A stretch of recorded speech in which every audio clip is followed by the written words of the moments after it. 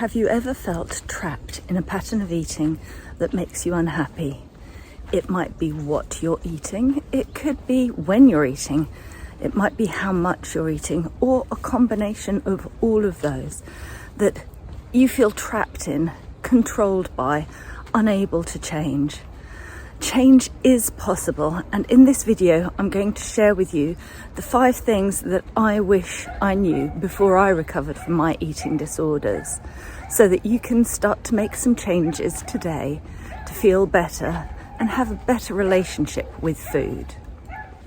A couple of years ago I saw a video by Dr. Peter Stapleton of Bond University talking about her research on cravings and tapping, where she put people into fMRI scanning machines and could actually see the change in the cravings in their brain over time as they did some tapping to help with their emotional eating. I was really struck by this and decided to give it a try myself and set myself a challenge to do 30 days of tapping daily on cravings, and I have a video up about that if you're interested in finding out the details and exactly how well it worked. This came at a time when I had already done so very much. I had recovered from anorexia back in 2000. I had recovered from bulimia in 2004, but I was still struggling with binge eating, and it wasn't all the time, and I was doing lots of things to help myself with that, so I was more or less staying on top of things, but I wasn't happy with it and felt I should be doing a lot better. After all, I had done so much. I was already an advanced tapping practitioner myself and had been working in this field for decades, helping people to gain control of their emotions, to release old traumas, and all of that is really important stuff. However, it just wasn't enough. And so today, as I say, I'm going to share with you the 5 different foundations that make a complete difference in managing emotional eating and finally getting on top of it so that you can feel free in your choices around food. So let's dive into these 5 factors that really make all the difference. It begins and ends with acceptance. When I was still anorexic, I was in a relationship that was very bad for me. I loved the person very much. However, it was just an unhealthy dynamic, and he wasn't in a place that made it possible to have a good relationship and to be happy.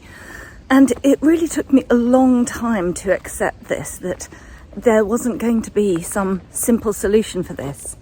It was in talking with friends and then having a really, for me, important dream, which allowed me to accept that this just wasn't working and to finally make that change and end the relationship.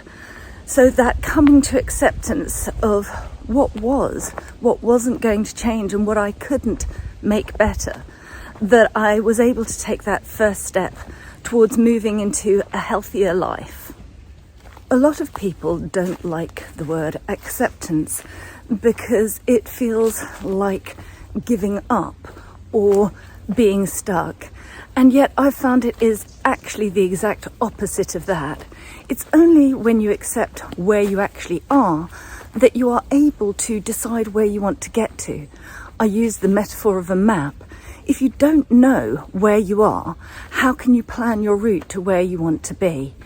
So acceptance really is key, and it's something that you can use tapping to help yourself with, actually gaining that clarity and that insight, and also being able to release the emotions that make you feel like this is a bad thing to accept or just too painful.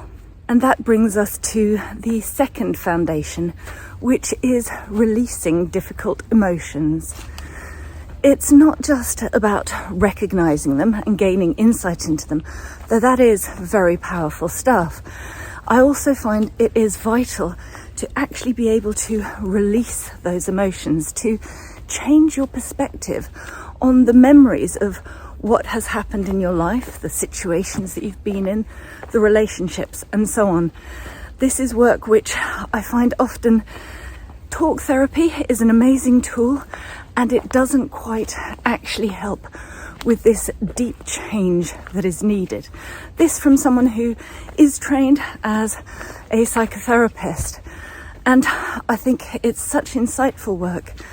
And you also need something more, something that changes things at the level of your very memories and how you think about your emotions and what has happened, how you feel about things at a subconscious level, as well as just at a rational talking level. When I first came out of that unhealthy relationship, I went into talk therapy, and it did give me a lot of insight. However, it was using tools from NLP that actually made a big difference and changed how I felt about things, rather than just being able to acknowledge what I felt. What I see as the third foundation of food freedom is motivation. It's about figuring out why. What is important enough to you to be able to make these changes? And for some people, this might be to do with how they want to feel about themselves. Very often, though, it's to do with other people, about how we show up in the world and what we offer to the world. For example, I've had some clients where the difference is having children and wanting to show them a healthy role model and a healthy way of being, because they don't want to continue those mistakes into another generation. I therefore always encourage people to explore what their big why is, what really matters to them, what difference will it make to the world when they start to be free of these issues around food. How will that allow them to do something that they feel is truly important and worthwhile? And then we also need to cement that motivation, to create some kind of a symbol or something that helps them to remember that, because this isn't a quick process necessarily. And so you want to have something that will help you to remember what your motivation is, to keep you going even when things aren't absolutely easy. The fourth foundation of food freedom that I wish I had known far earlier is the one that I've already mentioned: calming cravings by tapping on them very specifically. This was incredibly powerful for me. Firstly, because it helped to lower my ghrelin levels, lower my cortisol levels, so that I could find a way of eating different things rather than going for those foods. It also helped me to understand what truly brings me joy in food, so that I could find healthier ways of achieving that. Because I really want life to be joyful for myself and for others. And part of that is enjoying food. And it is possible when you feel free to eat things that you enjoy and still feel good about what you're eating, when you're eating, and how you're eating. The fifth and final piece of this food freedom puzzle is food itself. And this is partly about what you eat, and it's also very much about the emotions and the mindset around that.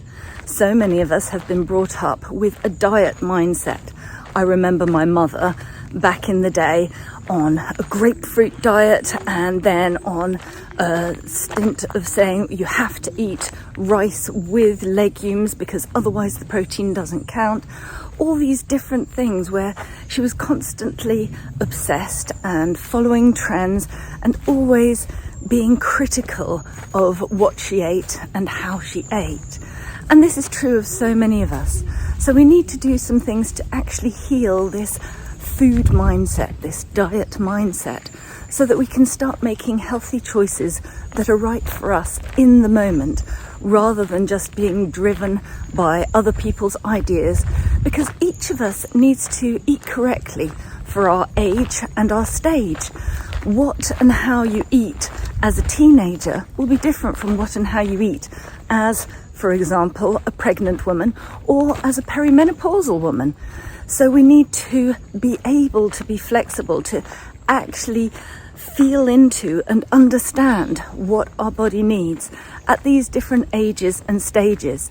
And that can feel a little bit frightening. The changes can feel difficult.